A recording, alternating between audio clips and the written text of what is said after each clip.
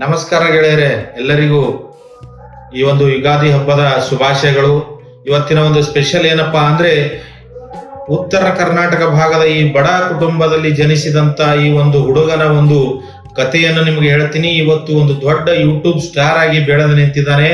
ಇವನ ಒಂದು ಎಂತ ಕಷ್ಟದಲ್ಲಿ, ಇಲ್ಲೇ ಸಮೀಪದ ಊರು ವಿಜಯಪುರದ ಒಂದು ಬಸವನ ಬಾಗೇವಾಡಿಯಲ್ಲಿ ಒಂದು ಬಹಳ ಒಂದು ಬಡತನದಲ್ಲಿ ಹುಟ್ಟಿದಂತ ಒಂದು ಪ್ರತಿಭೆ.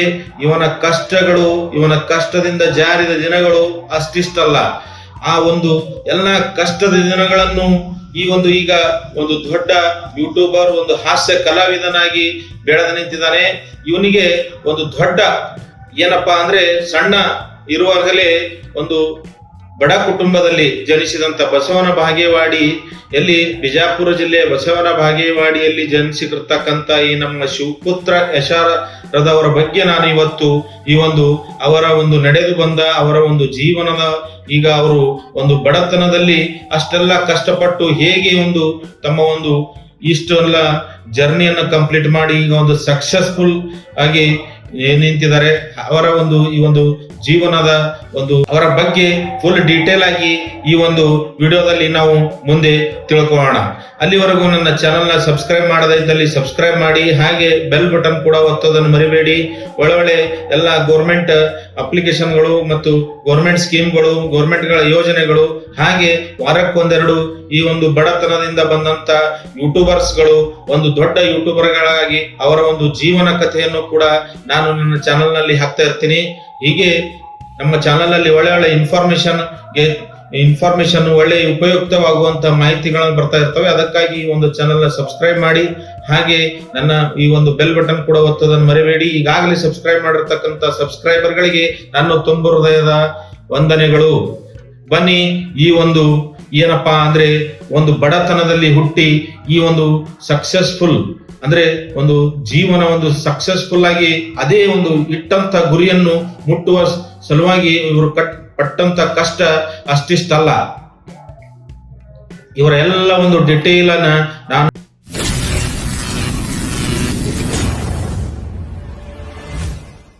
ಗೆಳೆಯರೆ, ಈ ಹಸಿವು ಬಡತನ ಮನುಷ್ಯನನ್ನು ಈ ಹಸಿವು ಬಡತನ ಯಾವ ಶಾಲೆ, ಯಾವ ಯೂನಿವರ್ಸಿಟಿ ಎಲ್ಲೂ ಕಲಿಸಲಾರದಂತ ಪಾಠವನ್ನು ಕಲಿಸುತ್ತೆ ಅಂತ ನೀವು ಎಲ್ಲ ಕಡೆ ಕೇಳಿರ್ತೀವಿ. ಹಾಗೆ ಈ ಜೀವನದಲ್ಲೂ ಕೂಡ ಕೆಲವೊಬ್ರು ನೋಡಿರ್ತಾರೆ. ಈ ಹಸಿವು ಮತ್ತೆ ಈ ಬಡತನ ಅನ್ನೋದು ಬಹಳ ಏನಪ್ಪಾ ಅಂದ್ರೆ, ಮನುಷ್ಯನಿಗೆ ಏನನ್ನು ಮಾಡ್ಲಿಕ್ಕೆ ಹಸ್ತದೆ. ಅದಕ್ಕೋಸ್ಕರ ಇವರು ಈ ನಮ್ಮ ಶಿವಪುತ್ರ ಅವರು ಈ ಕಡು ಬಡತನದಲ್ಲಿ ಹುಟ್ಟಿ, ತಂದೆ ಕೂಲಿ ಕಾರ್ಮಿಕ, ಹೊಲದಲ್ಲಿ ಗದ್ದೆಯಲ್ಲಿ ಕೂಲಿ ಕಾರ್ಮಿಕನಾಗಿದ್ರೆ, ತಾಯಿ ಸಣ್ಣ ಹಣ್ಣಿನ ವ್ಯಾಪಾರಿ, ಹಣ್ಣಿನ ಬುಟ್ಟೆಯನ್ನು ಇಟ್ಕೊಂಡು ಮನೆ ಹಣ್ಣನ್ನು ಮಾರುವ ಇವರ ವೃತ್ತಿ. ಹಾಗೆ ಇವರ ಎರಡನೇ ಮಗನೇ ಶಿವಪುತ್ರ. ಇವರಿಗೆ ಒಬ್ಬ ತಂಗಿ, ಒಬ್ಬ ತಮ್ಮನಿದ್ದಾರೆ. ಹಾಗೆ ಈ ಶಿವಪುತ್ರ ಅವರಿಗೆ ಒಬ್ಬ ಅಕ್ಕ ಮತ್ತು ತಮ್ಮನಿದ್ದಾರೆ. ಹಾಗೆ ಇವರು ಎರಡನೇ ಮಗನಾಗಿ ಈ ಅವರಿಗೆ ಹುಟ್ಟಿದಂತ ಈ ಆ ದಂಪತಿಗಳಿಗೆ ಹುಟ್ಟಿದಂತ ಬಸವನ ಬಾಗೇವಾಡಿಯ ದಂಪತಿಗಳಿಗೆ ಬಡ ಕುಟುಂಬದಲ್ಲಿ ಹುಟ್ಟಿರ್ತಕ್ಕಂತ ಶಿವಪುತ್ರಗೆ ಸಣ್ಣ ಇರುವಾಗಲೇ ಬಹಳ ದೊಡ್ಡ ಕನಸನ್ನು ಕಂಡಿದ ಈತ. ನಾನು ಆಕ್ಟರ್ ಆಗ್ಬೇಕು, ನಾನು ಚಿಕ್ಕವನು ಇದ್ದಾಗಿನಿಂದಲೂ ಪಿಕ್ಚರ್ಗಳನ್ನ, ಫಿಲ್ಮ್ಗಳನ್ನ, ಚಲನಚಿತ್ರಗಳನ್ನ ಎಲ್ಲರೂ ಟಿವಿ ಹಚ್ಚಿದ್ರು ಅಂದ್ರೆ ಅಲ್ಲಿ ಹೋಗಿ ಕೂತು ನೋಡೋದು, ಇಲ್ಲಿ ಹೋಗಿ ಕೂತು ನೋಡೋದು, ಹೀಗೆ ಚಲನಚಿತ್ರವನ್ನು ನೋಡೋದು ಬಹಳ ಇದಿತ್ತು. ಅವನು ಕೂಡ ಮನಸ್ಸಲ್ಲಿ ಏನಪ್ಪಾ ಅಂದ್ರೆ, ನಾನು ದೊಡ್ಡವನಾಗಿ ದೊಡ್ಡ ಏನಾದ್ರೂ ಆಕ್ಟರ್ ಆಗ್ಬೇಕು, ನಾನು ಹಾಸ್ಯ ಕಲಾವಿದನಾಗ್ಬೇಕು, ನಾನು ಪಿಕ್ಚರ್ ನಲ್ಲಿ ಅಂತ ಹೀಗೆ ಬೆಳೀತಾ ಬಡತನದಲ್ಲಿ ಬೆಳೀತಾ ಅವನಿಗೆ ಏನಾಗುತ್ತೆ, ಬೆಂಗಳೂರಿಗೆ ಹೋಗ್ತಾನೆ. ಬೆಂಗಳೂರಿಗೆ ಹೋಗಿ ಅಲ್ಲಿ ಏನಪ್ಪಾ ಅಂದ್ರೆ, ಈ ಚಲನಚಿತ್ರಗಳಲ್ಲಿ ಹಿಂದೆ ಅಂದ್ರೆ ಸುಮ್ನೆ ಹೆಲ್ಪಿಂಗ್ ಆರ್ಟಿಸ್ಟ್ ಆಗಿ ಹೆಲ್ಪಿಂಗ್ ಆಗಿ ಕೆಲಸವನ್ನು ಮಾಡ್ತಾರೆ. ಅಲ್ಲಿ ಯಾರು ಕೂಡ ಇವರಿಗೆ ಯಾರಂತ ಕೂನ ಹಿಡಿಬೇಕು. ನಿಮಗಂತೂ ಗುರ್ತಿದೆ, ಈಗಿನ ಕಾಲದಲ್ಲಿ ಪಾಲಿಟಿಕ್ಸ್ ನಲ್ಲಿ ಹೆಸರಿರ್ಬೇಕು, ಇಲ್ಲ ದುಡ್ಡು ಇರಬೇಕು, ಹಾಗಾದ್ರೆ ಈ ಫಿಲ್ಮ್ ಇಂಡಸ್ಟ್ರಿಯಲ್ಲಿ ಬೆಳಿಲಿಕ್ಕೆ ಸಾಧ್ಯ. ಆದ್ರೆ ಇವರಿಗೆ ಅಲ್ಲಿ ಯಾರು ಇವರ ಒಂದು ಪ್ರತಿಭೆಯನ್ನು ಗುರುತಿಸಲಿಲ್ಲ. ಅದಕ್ಕಾಗಿ ಇವರು ಮತ್ತೆ ಏನ್ ಮಾಡ್ತಾರೆ, ಮತ್ತೆ ಬಸವನ ಬಾಗೇವಾಡಿಗೆ ಬಂದು ಅಲ್ಲೇ ಮತ್ತೆ ಒಂದು ಜೀವನವನ್ನು ಅದೇ ಬಡತನದಲ್ಲೇ ಒಂದು ಜೀವನವನ್ನು ಸಾಗಿಸ್ಲಿಕ್ಕೆ ಚಾಲು ಮಾಡ್ತಾರೆ. ಅವಾಗ ಇವರಿಗೆ ಮತ್ತ ತಲೆಗೆ ಬಂದಿದ್ದು ಒಂದು ಟಿಕ್ ಟಾಕ್ ಅಂತ ಒಂದು ಏನಪ್ಪಾ ಅಂದ್ರೆ ಈಗಿನ ಒಂದು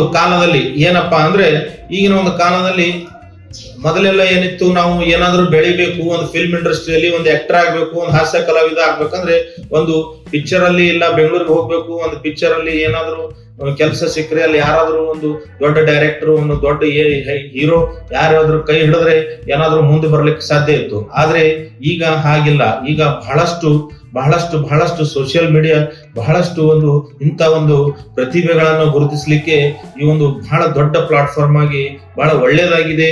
ಹಾಗೆ ಇದನ್ನ ಪಾಸಿಟಿವ್ ಆಗಿ ತಗೊಂಡವರು ಬಹಳ ಒಳ್ಳೆ ಒಂದು ಹೆಸರನ್ನು ಮಾಡಿದ್ದಾರೆ.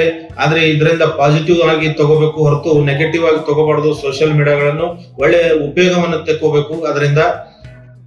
ಹಾಗೆ ಇವರು ಶಿವಪುತ್ರ ಅವರ ತಲೆಯಲ್ಲಿ ಏನ್ ಬಂತು, ನಾನು ಈ ಒಂದು ಟಿಕ್ ಟಾಕ್ ನಾನು ಏಕೆ ಮಾಡಬಾರ್ದು, ನಾನು ಈ ಟಿಕ್ ಟಾಕ್ ಅಲ್ಲಿ ಮಾಡಿ ಇಷ್ಟೆಲ್ಲ ಜನ ಮಾಡ್ತಾ ಇದಾರೆ, ನಾನು ಏಕೆ ಮಾಡಬಾರ್ದು ಅಂತ ಇವ್ರ ತಲೆಯಲ್ಲಿ ಬರುತ್ತೆ. ಅವಾಗ ಇವ್ರು ಏನ್ ಮಾಡ್ತಾರೆ, ಟಿಕ್ ಟಾಕ್ ಮಾಡ್ಲಿಕ್ಕೂ ಕೂಡ ಅವ್ರ ಹತ್ರ ಒಂದು ಮೊಬೈಲ್ ಇರೋದಿಲ್ಲ.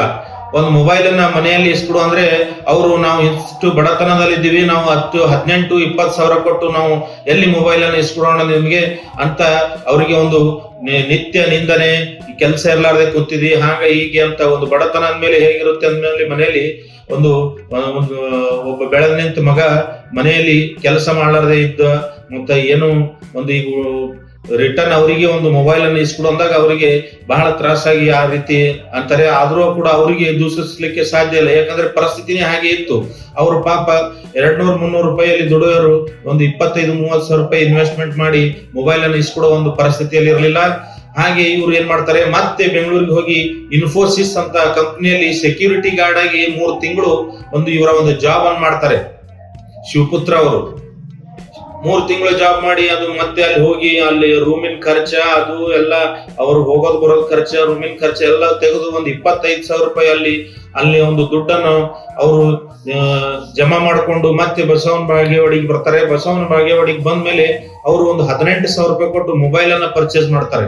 ಈ ಒಂದು ಟಿಕ್ ಟಾಕ್ ಮಾಡೋ ಸಲುವಾಗಿ ಒಂದು 18 ಸಾವಿರ ರೂಪಾಯಿ ಕೊಟ್ಟು ಮೊಬೈಲ್ ಅನ್ನು ಪರ್ಚೇಸ್ ಮಾಡಿದಾಗ ಮನೆಯಲ್ಲಿ ತಂದೆ ಮತ್ತೆ ತಾಯಿ ಮತ್ತೆ ಅಕ್ಕ ತಮ್ಮ ಎಲ್ಲರೂ ಏನಂತಾರೆ, ನಾವು ಇಷ್ಟು ಬಡತನದಿದ್ದೀವಿ, ನಮಗೆ ಒಂದು 2 ಹೊತ್ತಿನ ಊಟಕ್ಕೂ ನಾವು ಪರದಾಡ್ತಾ ಇದೀವಿ, ನೀನು ಇಷ್ಟು ದೊಡ್ಡ ಮೊಬೈಲ್ ಇಷ್ಟು ಕೊಟ್ಟು ದೊಡ್ಡ ಮೊಬೈಲ್ ಅಂತ ತಂದಿದ್ಯಾ, ಏನು ನಿನಗೆ ಬುದ್ಧಿ ಇದೆಯಲ್ಲ ಹಾಗೆ ಹೀಗೆ ಅಂತಾರೆ. ಅಂದಾಗ ಅವರು ಊರಲ್ಲೂ ಕೂಡ ಜನ ಏನಂತಾರೆ, ವಿಡಿಯೋ ಮಾಡ್ತಾ ಇರುವಾಗ ಹುಡುಗ ಏನೋ ಮಾಡ್ತಾರೆ ಹೀಗೆ ಅವಾಗ ಈಗ ಅವರಿಗೆ ನೋಡೋ ಒಂದು ಭಾವನೆನೇ ಬೇರೆ ಇದೆ. ಆ ಟೈಮಲ್ಲಿ ಫಸ್ಟ್ ಟೈಮ್ ಅಲ್ಲಿ ಅವರಿಗೆ ನೋಡೋ ಭಾವನೆನೇ ಬೇರೆ ಇರುತ್ತೆ. ಅವಾಗ ಹಾಸ್ಯವಾಗಿ ನೋಡ್ತಿರು, ಈಗ ಶಿವಪುತ್ರ ನಮ್ಮ ಹುಡುಗ ಬೆಳೆಯಲಿ ಅಂತ ಈಗ ಬಹಳ ಜನ ಅಂತಾರೆ. ಆದ್ರೆ ಆ ಟೈಮಲ್ಲಿ ಅವರಿಗೆ ನಿಂದನೆಗಳು ಮತ್ತೆ ಮನೆಯಲ್ಲಿ ಒಂದು ಅಪಹಾಸ್ಯ ನಿಂದನೆ ಇವೆಲ್ಲವುಗಳನ್ನ ಮೆಟ್ಟಿ ಈ ಹಂತಕ್ಕೆ ಬಂದು ನಿಂತಿದ್ದಾರೆ ಈ ನಮ್ಮ ಶಿವಪುತ್ರ ಯಶಾರದವರು.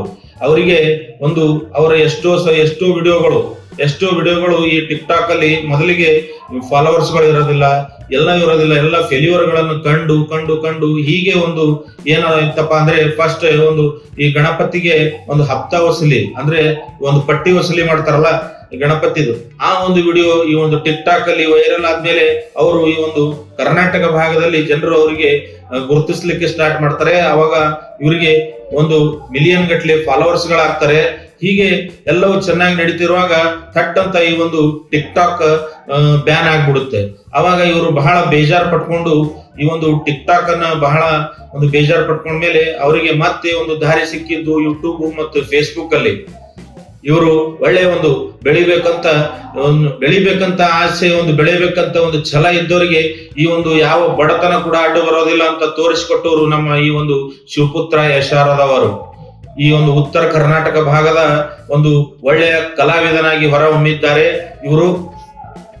ಈ ಟಿಕ್ ಟಾಕ್ ಆದ್ಮೇಲೆ ಈಗ ಯೂಟ್ಯೂಬ್ ಅಲ್ಲಿ ಹಾಗೆ ಮತ್ತೆ ಫೇಸ್ಬುಕ್ ಅಲ್ಲಿ ಎಲ್ಲವೂ ಕೂಡ ಪ್ರಸಿದ್ಧವಾಗಿ ಎಲ್ಲವೂ ಕೂಡ ಹಾಸ್ಯಭರಿತ ವಿಡಿಯೋಗಳನ್ನು ಮಾಡ್ತಾ ಹಾಗೆ ಹಳ್ಳಿ ಊರಲ್ಲಿ ಸಣ್ಣ ಗುಂಪನ್ನು ಕಟ್ಕೊಂಡು ಇಷ್ಟು ಎಲ್ಲ ಕಾರ್ಯಗಳನ್ನು, ಇಷ್ಟೆಲ್ಲ ವಿಡಿಯೋಸ್ಗಳನ್ನು ಮತ್ತೆ ಇವರ ಒಂದು ಸಮಾಜಮುಖಿ ಕಾರ್ಯಗಳನ್ನು ಬಹಳ ನನಗೆ ಬಹಳ ಸಂತೋಷ ಆಗುತ್ತೆ. ಈಗ ನಿಮ್ಮ ಒಂದು ಯೂಟ್ಯೂಬ್ ಚಾನಲ್ ನಲ್ಲಿ 1 ಮಿಲಿಯನ್ ಅಂದ್ರೆ 10 ಲಕ್ಷ ಸಬ್ಸ್ಕ್ರೈಬರ್ ಆದ್ರೆ ನೀವೆಲ್ಲರೂ ಏನ್ ಮಾಡ್ತೀರಾ, ಹೋಗಿ ಎಲ್ಲಾ ಗೆಳೆಯರು ಎಲ್ಲರಿಗೂ ಕರ್ಕೊಂಡು ಹೋಗಿ ಒಂದು ಧಾಬಾನೋ ಎಲ್ಲೋ ಹೋಗಿ ಊಟ ಮಾಡಿ ಏನೋ ಸೆಲೆಬ್ರೇಷನ್ ಮಾಡ್ತೀರಾ, ಏನೇನೋ ಮಾಡ್ತೀರಾ. ಆದ್ರೆ ಇವ್ರು ಮಾಡಿದ್ದೇನು ಗೊತ್ತಾ, ಅವತ್ತಿನ ದಿವಸ ಒಂದು ಸಮಾಜಮುಖಿ ಕಾರ್ಯ, ಅದು ನನಗೆ ಬಹಳ ಮೆಚ್ಚುವಂತ ಕಾರ್ಯ. ಅದೊಂದು ಬಹಳ ಅವರಿಗೆ ಬಹಳ ಲೈಕ್ ಮಾಡ್ತೀನಿ. ಅವತ್ತಿನ ದಿವಸ ಒಂದು ಸ್ವಚ್ಛತಾ ಒಂದು ಕಾರ್ಯವನ್ನು ಇಟ್ಕೊಂಡಿದ್ರು ಅವರ ಒಂದು 10 ಮಿಲಿಯನ್ ಸಬ್ಸ್ಕ್ರೈಬರ್ ಆದ್ಮೇಲೆ ಒಂದು ಕೆರೆಯ ಒಂದು ಸುತ್ತಲೂ ಒಂದು ಸ್ವಚ್ಛತಾ ಕಾರ್ಯವನ್ನು ಅವರ ಒಂದು ಗುಂಪು, ಅವರ ಒಂದು ಸಂಗಡಿಗರು, ಇದು ಬಹಳ ಒಂದು ಶ್ಲಾಘಿಸಲು,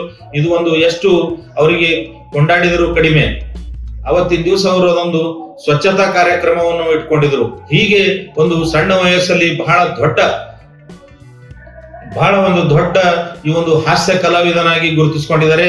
ಈಗ ಎಲ್ಲವೂ ಕೂಡ ಈಗ ಒಂದು ಲಕ್ಷಾನುಗಟ್ಲೆ ಒಂದು ದುಡ್ಡು ಬರ್ತಾ ಇದೆ ಅವರಿಗೆ ಯೂಟ್ಯೂಬ್ ನಿಂದ ಮತ್ತೆ ಒಂದು ಫೇಸ್ಬುಕ್ ನಿಂದ ಎಲ್ಲವೂ ಕಡೆಯಿಂದ ಅವರಿಗೆ ದುಡ್ಡು ಹರಿದು ಬರ್ತಾ ಇದೆ. ಆದ್ರೆ ಆ ದುಡ್ಡಿನಿಂದ ಅವರಿಗೆ ಒಂದು ಅಹಂಕಾರ ಅನ್ನೋದು ಎಂದೂ ಬಂದಿಲ್ಲ. ಯಾಕಪ್ಪ ಅಂದ್ರೆ ಅವರು ಬಂದಂತ ಒಂದು ಬಡತನದಿಂದ ಬಂದಂತ ಒಂದು ದಾರಿಯನ್ನು ಅವರು ಇನ್ನೂ ಮರೆತಿಲ್ಲ.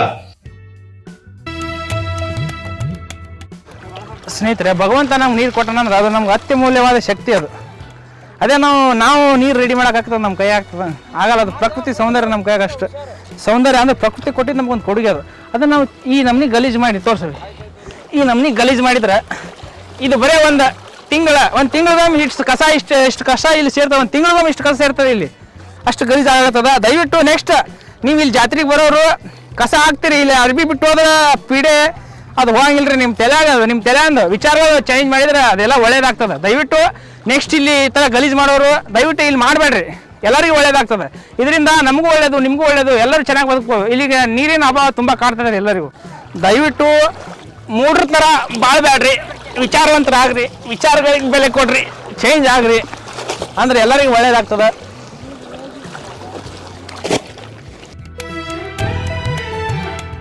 ಅವರು ನಾನು ಯಾವ ಪರಿಸ್ಥಿತಿಯಿಂದ ಬಂದಿದ್ದೀನಿ, ನನಗೆ ಏನು ನಿಂದನೆಗಳಾಗಿದೆ, ನನಗೆ ಏನು ನಾನು ಒಂದು ಕಷ್ಟದಲ್ಲಿದ್ದಾಗ ಮತ್ತೆ ಅವಾಗ ಅವರ ಗೆಳೆಯರಾದಂತ ಎಲ್ಲರೂ ಕೂಡ ಏನು ಅವರಿಗೆ ಕೈ ಹಿಡಿದು ಅವರಿಗೆ ಸಪೋರ್ಟ್ ಮಾಡಿ ಹೆಲ್ಪ್ ಮಾಡಿದರೆ, ಅವರ ಕೈಯನ್ನು ಅವರು ಇಲ್ಲಿವರೆಗೂ ಎಂದೂ ಕೂಡ ಬಿಟ್ಟಿಲ್ಲ.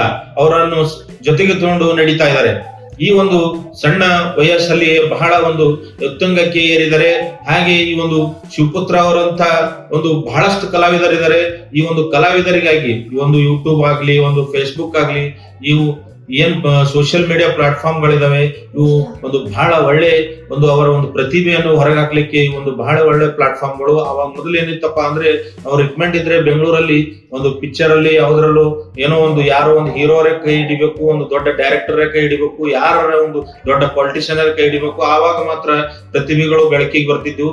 ಆದ್ರೆ ಈಗ ಎಲ್ಲ ಯೂಟ್ಯೂಬ್ ಮತ್ತೆ ಈ ಫೇಸ್ಬುಕ್, ಇನ್ಸ್ಟಾಗ್ರಾಮ್ ಹೀಗೆ ಈಗ ಆದ್ಮೇಲೆ ಎಲ್ಲ ಹಳ್ಳಿಯ ಪ್ರತಿಭೆಗಳು, ಹಿಂಗೆ ನೂರಾರು ಪ್ರತಿಭೆಗಳಿದಾವೆ.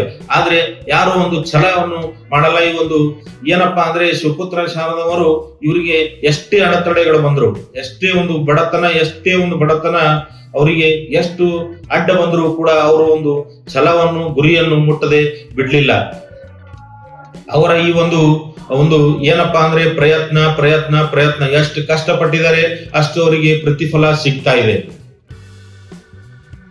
ಅದೇ ರೀತಿಯಾಗಿ ಇವರು ಹಳ್ಳಿಯಲ್ಲಿ ಅವರ ಗುಂಪನ್ನ ಕಟ್ಕೊಂಡಿದ್ದಾರೆ. 8-10 ಜನದ ಇವರ ಸಂಗಡಿಗರ ಗುಂಪಿದೆ. ಅವರ ಜೊತೆ ನಾನಾ ತರದ ಒಳ್ಳೆ ಕಂಟೆಂಟ್ ಗಳನ್ನ, ಒಳ್ಳೆ